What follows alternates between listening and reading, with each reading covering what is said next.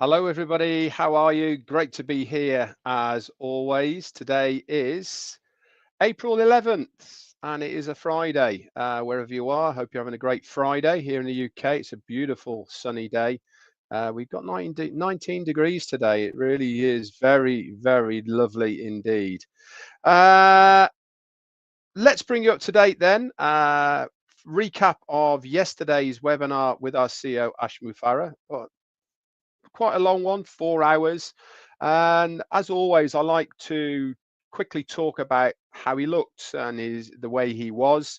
It was quite obvious, wasn't it, that this has been a long time coming for him to be able to divulge the information that he gave us. He was looking almost quite relieved at times that he has managed to tell us the things that he wanted to a certain extent, but it was also quite obvious that there is still a lot ongoing.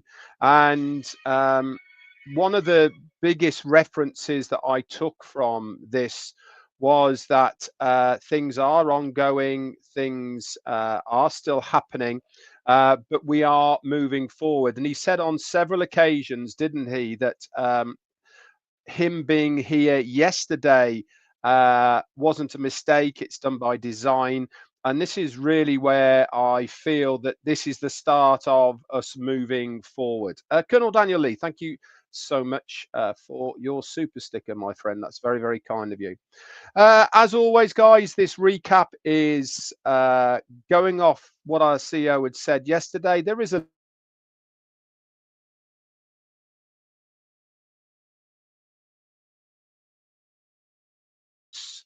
from it. And I sincerely hope that I've kept to the right path as much as possible. That's for sure. He really was adamant that you listen to what he has to say. And as always, I'll say exactly the same. This is just my recap. I have put up, or it's coming up now, the version of Ash only, and it's with Hindi subtitles as well. So please take the time to listen to him again. The more times that you listen to our CEO, the more times you will understand things a little bit more. So let's get started then with our webinar from the 10th of April, yesterday, with our CEO, Ash Mufareh. He started off by saying that change was necessary and also required. We are globally connected community, and I don't take that lightly. It means a lot to me, he said, and it keeps me going and motivated in the right direction. I believe I was born to make a positive impact on humanity. I really do believe that those words are the essence of what drives him forward. Not only does he want to be remembered for the right things, but I also believe that he has got uh, a lot of things that help him move forward. And one of those is he doesn't want to let us guys down. Most of what he does is because he feels responsible for us. He wants to be able to make a difference, not only for humanity, but also for us guys that have been on the journey for a long time. So saying those words to me really did point towards him saying and acknowledging our resolve and us being here as a community behind him for what he is trying to do. He then highlighted what the topics he was going to go over during the webinar yesterday. And those were updates to the SEC case, the locations across the globe and what has happened to them. Affiliate commissions also he was going to talk about, the company status and moving forward, and the webinar schedule as well. Obviously, as time moved on, some of those sort of moved into each other, but that was the topics he was going to cover. He also talked about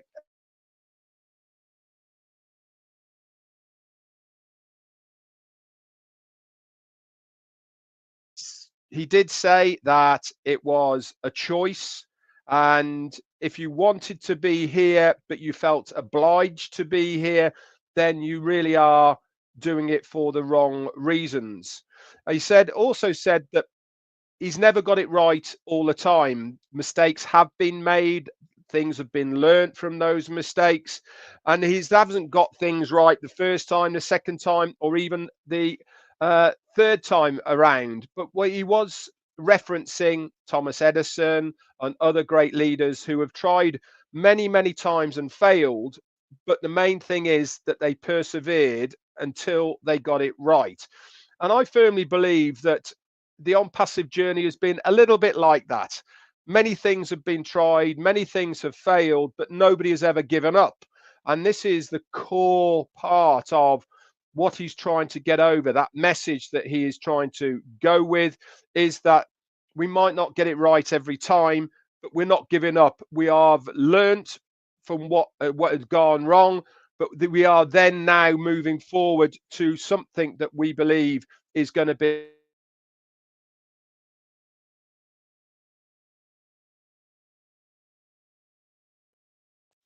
apologies, by the way, for my internet. Actually, I tell you what I'll do. Let me just change very quickly to a different connector, just to see if that happens. Whilst we're talking about this briefly, let me tell you that tomorrow, Friday, I will be doing a Q&A session on Saturday. So if you have got any questions, by the way, guys,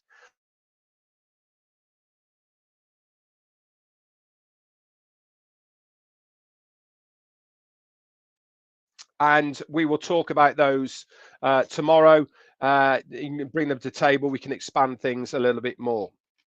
So anyway, he went on to say the good thing is good things take time. It doesn't happen necessarily overnight, but a lot of cost and a lot of sacrifice has been given to where we are today. He then started going on and talking about the SEC case. Now, it's widely known the SEC case is there, and it has been going on for an awful long time. And he actually mentioned that it goes all the way back to beginning of January 2019. So that's really is the start of Onpassive. If you remember, it kind of got going in the June, July of 2018, and then it went all the way up to November, in fact, without a website and a name.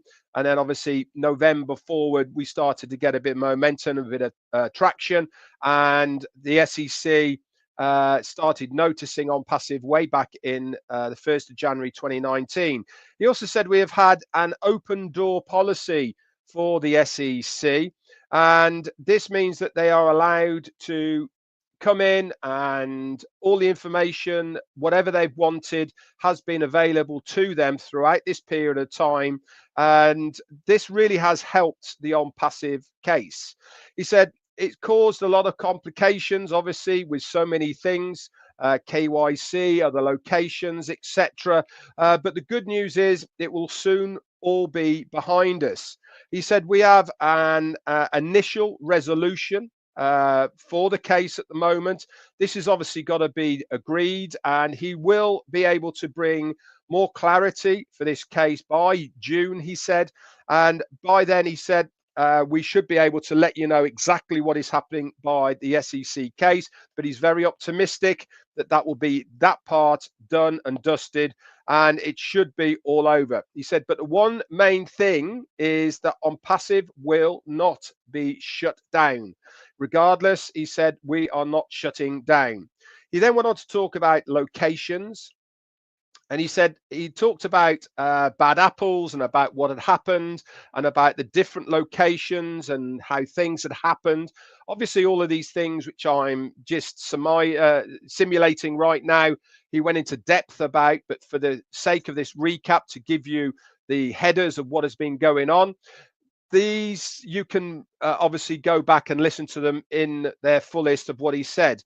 He said some of these bad apples, they had a lot of influence on other people, some really nice and good people as well. And he said it got to a stage where everything was really intertwined, and he didn't know who to trust, who not to trust, who was influenced by these people, who wasn't influenced by these people. So the best thing to do was to shut the locations down.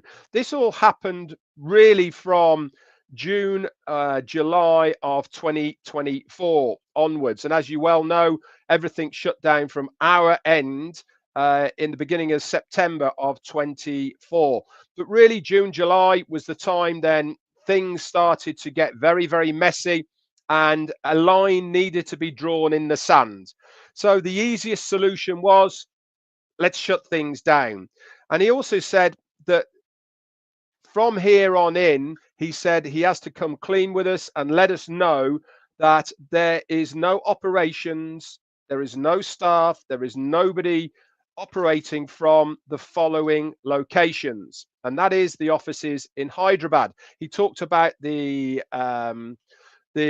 journey of Onpassive in India, through Calcutta, through Bangalore, onto Hyderabad. And he never said at any point, by the way, that this will not happen again in the future. He did say that this is the stage that we're at now. Are we going to have premises back in India, back in Dubai, and all the rest of it? We will have to wait and see. But this was really an update to let us know exactly what's happening about the locations across the globe.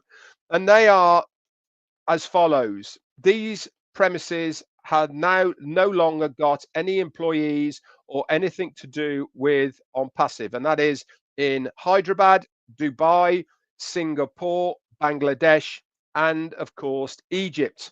The offices in Orlando, Florida, they are still open and still going ahead. And as far as we could glean from what he was saying as well, the premises in Burj Khalifa are still within his name as it stands at the moment. He also admitted his mistakes. He also admitted that a lot of things had gone wrong.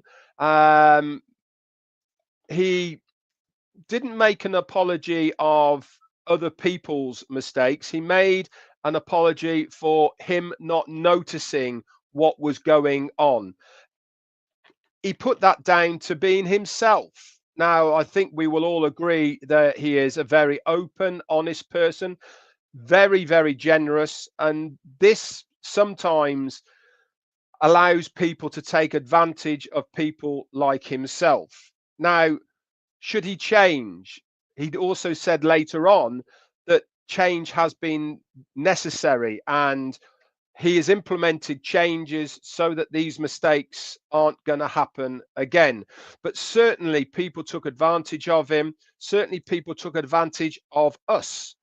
And this accumulated and into where we are today, or where we are last year.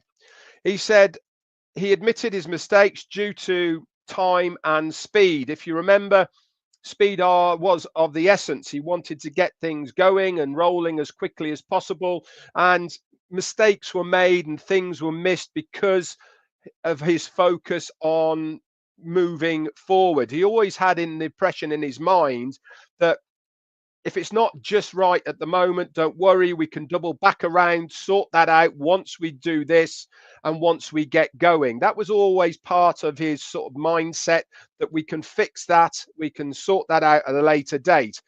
But a lot of things happened and a lot of things couldn't get sorted, and it all became very, very uneven, almost disheveled and all over the place, that the best solution was to close things and to shut it down. He said, unfortunately, those at the top were mostly bad apples, as he called them.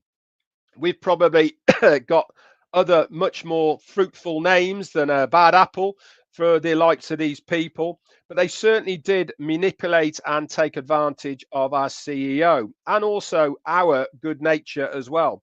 He also talked about the journey and the expectations that he had done through India, from Calcutta, Bangalore onto Hyderabad. Very interesting, by the way, as well. And then, what did he say? In June, July, he took the decision to close things down. Okay. As he said, he wanted to stop the bleeding. It was hard to see who was genuine and who was clean, so we stopped it. And he said the outside standing payroll for the employees across the globe. That is at the moment in discussions, and it will be settled once an agreement has been made. So for anybody out there who maybe was thinking, what about these employees that are owed money from the work that they have already done? This is being dealt with within the correct agencies, and a settlement is very close, he was saying. He said also the truth will always prevail. Doesn't matter where, when, and how, but the truth always will come out in the long run. I firmly believe that as well. I think if you are true of heart, if you are true of soul, then you will obviously prevail in the long run. It might take a while, but it always will come back round at some point. He then went on to a very important subject for many of us, and that was affiliate commissions. Now, we all look at our back offices, we all see our wallets and the funds that are there. Many of us have requested withdrawals, so we rightly want to know what is happening with that.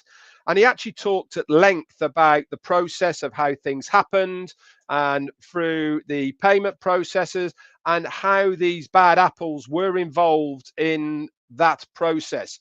Obviously, the SEC was part of how things went south to a certain extent, but more importantly, he talked about a lot of other things as well. He said the lack of cooperation from certain individuals to help get us paid was the straw that finally broke the camel's back. He obviously had inklings that things weren't going correctly as he wanted to.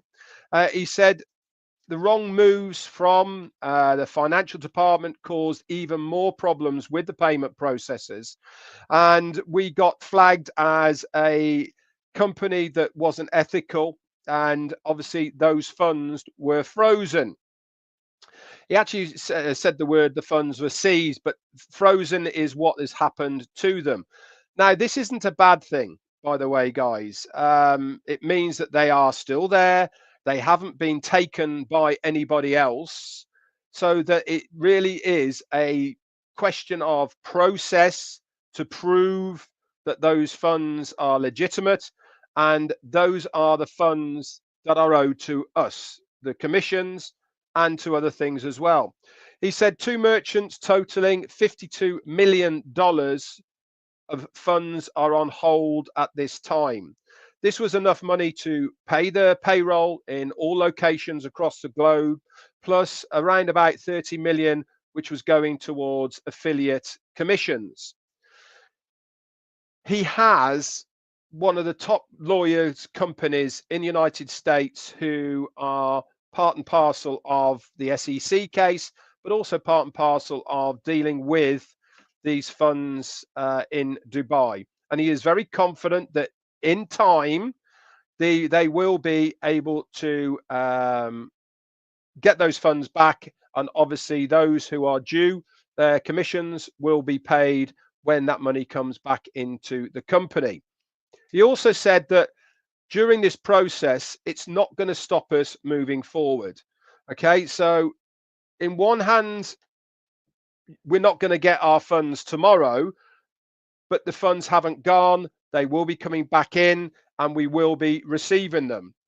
And it's not going to stop us moving forward to whatever the next part of Onpassive is going to be. He also said that these people are not going to get away with it. If they thought that Ash was a pushover, was easy, that he wouldn't pursue it, we wouldn't pursue it, then they are very mistaken. He said they have literally stolen our money, and we are not going to accept that. This is why we are where we are, and we are determined to prove our own morality and ethics and integrity that we are right to receive that money. Make no mistake, it will be recovered, and we have governments involved, and the SEC will aid us to get our money back. That's how confident he is. This is why I think that this melting pot we're in at the moment with the SEC case with having the open door policy that he has had all along.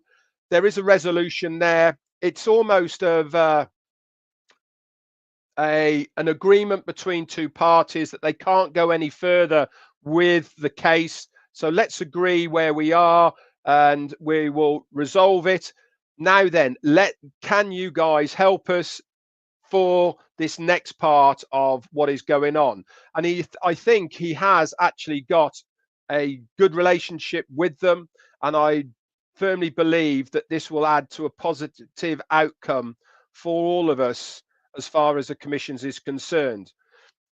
It was music to my ears, in all honesty, to know that those funds for commissions haven't been stolen per se by somebody, that they are just in a holding area, that they are recoverable, and it really is just a question of the right process to recover them. And I'm sure that our CEO, along with his legal teams and others, governmental departments, etc., will come through, and in time that money will be returned to ourselves, and then that the payouts will be made in full for each and every one of us that is owed commission. So really, really good news as far as that is concerned. He then went on to, where is Onpassive today? Where are we within Onpassive? It was really interesting to hear him talk about Onpassive. It's been his baby for a very long time, has it? And he's put his heart and soul into this company. He said the main thing is we are not shutting down. We're not going to close Onpassive. It's always going to be there. He said there is no quick fix to settle all of the things that I have talked about. It will take time, but we will get it all done.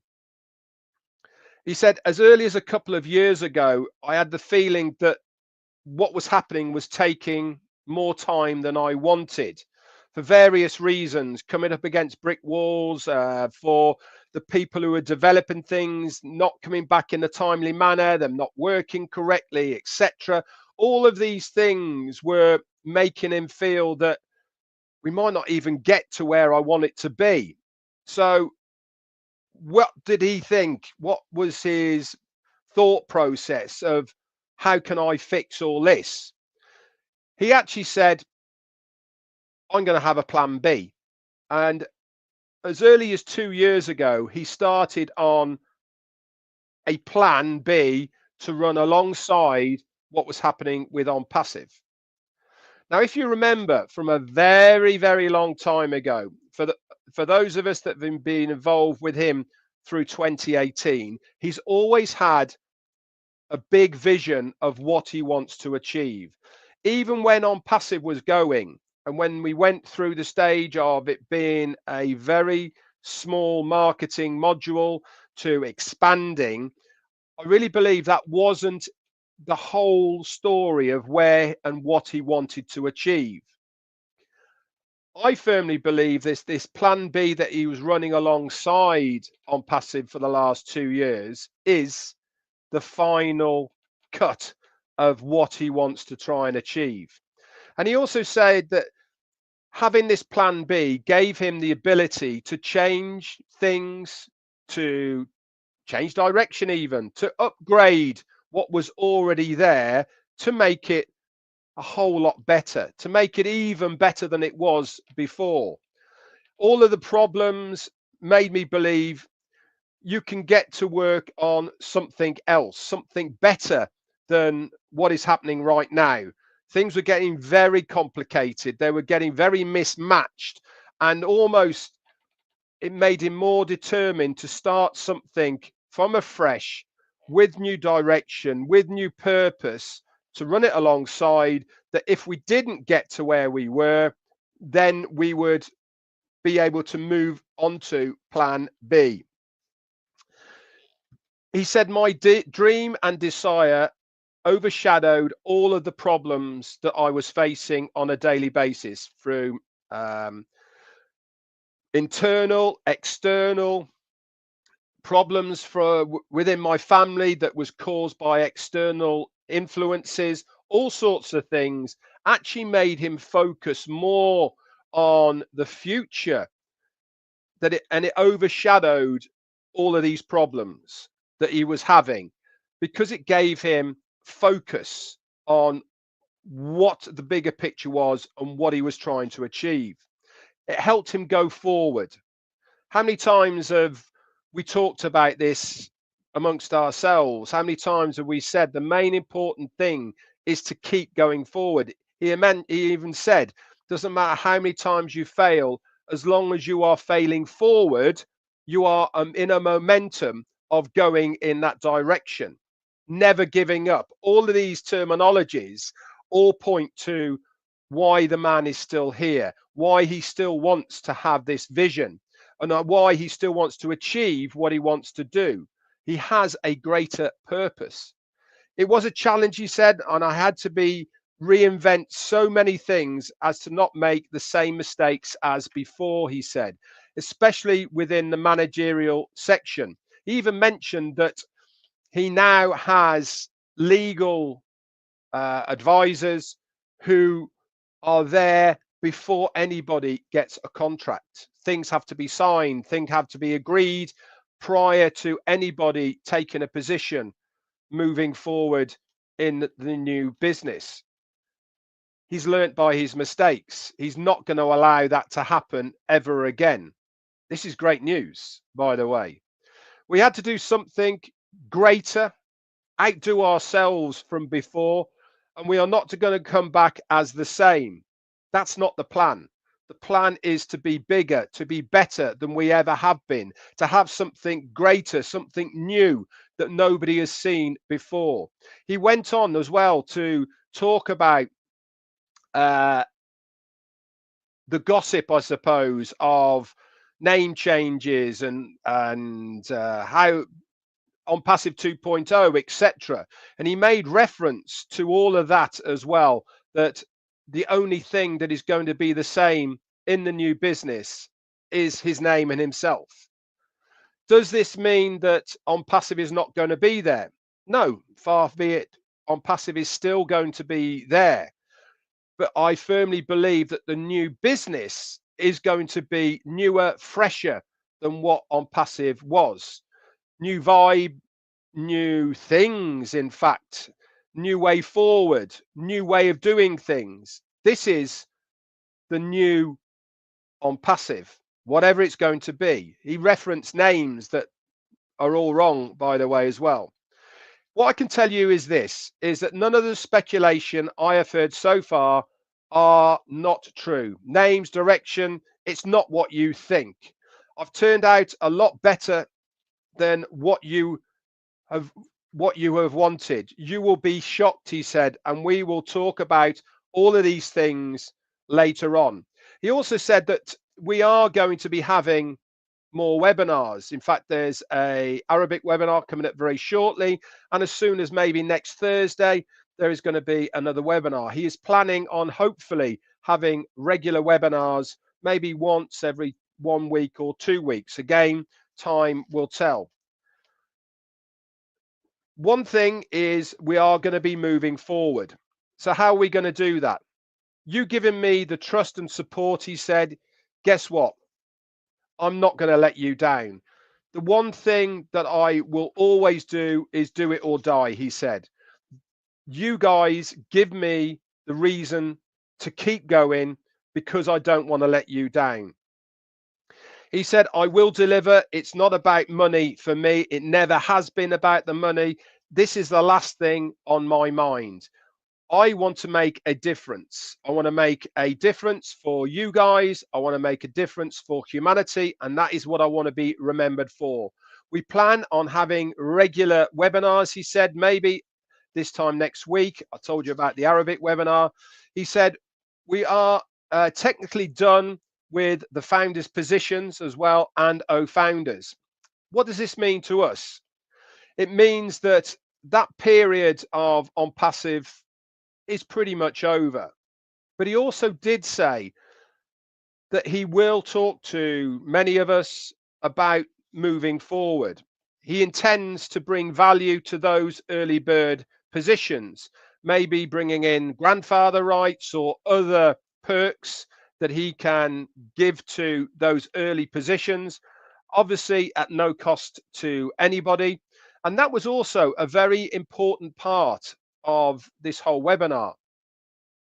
Did he ask for any money for anyone? Did he say we've got to pay? Did he mention anything along those lines? No, he didn't. He said that we are bringing you up to date with where we are at the moment. He said the new phase will be different from Onpassive. The only thing he said that's the same is me and my name, and he said details of this will follow. There was obviously an awful lot more involved with what he was saying. He went into great depths and details about so many of the lead ups to what happened, to the inner workings. No names were mentioned, but certainly a lot of references to areas, etc., so that we all had a pretty good idea of what was going on. Again, you will have to listen to him so that you know those details yourselves. But it's very clear to me that we're in my opinion, a great place. He's not going anywhere. He's going to bring us something that we are going to be very proud of, that we can utilize probably even better than what we thought Onpassive was going to be. What timeline is that going to be? I don't know, but he did say that 2025 is going to be a great year. So read into that what you will.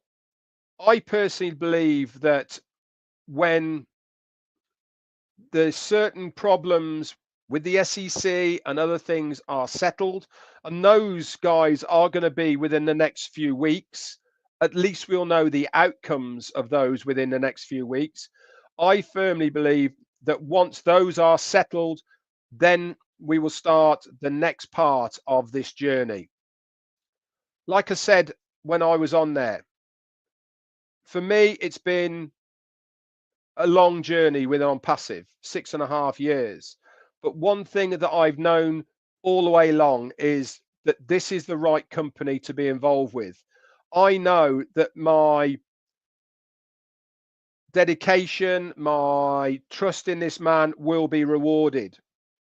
And obviously, I certainly know that me staying the course of this company will stand me in good stead. That is all I want to know. That is enough for me. And hopefully you guys feel the same as well. I encourage you all to go back round to listen to him as many times as possible. I'm sure we're going to see a lot more of our CEO over the next few ways as well.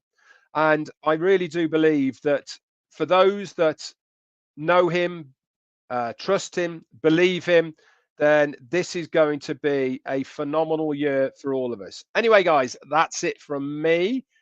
See you all tomorrow for Q&A.